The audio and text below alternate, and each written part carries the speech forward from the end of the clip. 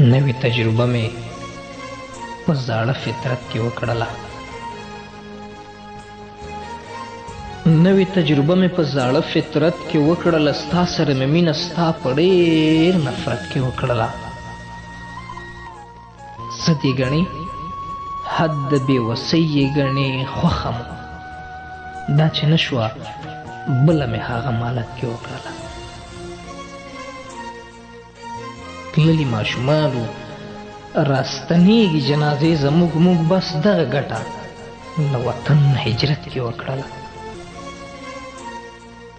پاڼو د صدۍ کې نوشته شوه په لاسلیک د وخت تا پسې مې چغه د غزل په نیت کې وکړله.